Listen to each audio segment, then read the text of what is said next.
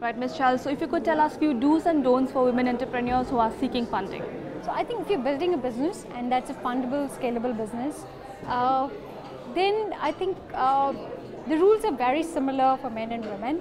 But I think as women, we tend to hold ourselves back. So I think get over our own anxieties, our own worries and insecurities. I think that's half the job, and happens to a lot of us.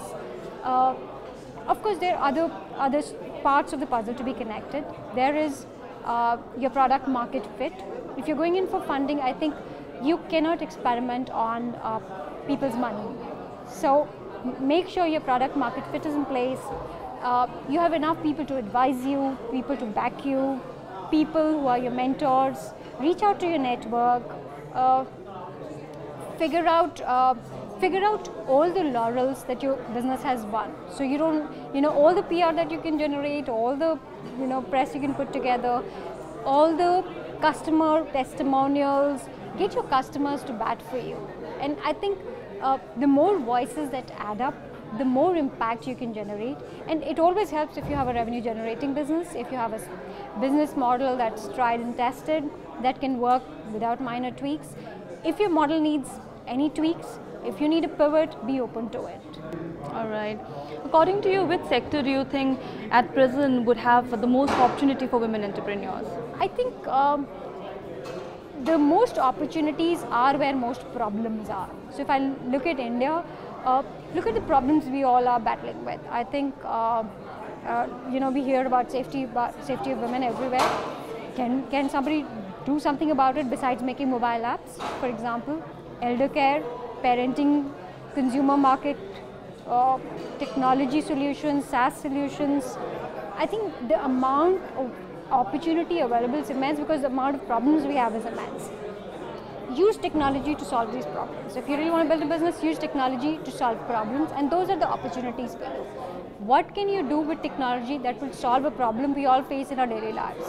It could be healthcare related, it could be lifestyle related, it could be education related, it could be food related, automobiles. The world's your oyster, right? Right. With the current existing incubation centers which is available, do you think it's enough or more needs to be done? And do you think there should be a different center by the government or by an entity catering just to women? I don't think we need different incubation centers for women per se, but I think we need to take incubation out to women where women are. We can build an X number of incubation centers, maybe 100, maybe 1,000, maybe 100,000, but somewhere we're going to stop, right? I think the more women who are entrepreneurs who maybe cannot do residency programs, maybe they're not there. I think we also need to figure out how do we take these resources to where women are and the ecosystems are. Can we let them cohabit wherever they are and still build businesses? Why does everyone need to move to large cities? Why can't we do it where they are in small towns, villages, smaller metros? Why not? All right. Last question here. If you could tell us about Sheroes a little and about its current projects. Okay. So Sheroes is a career platform for women.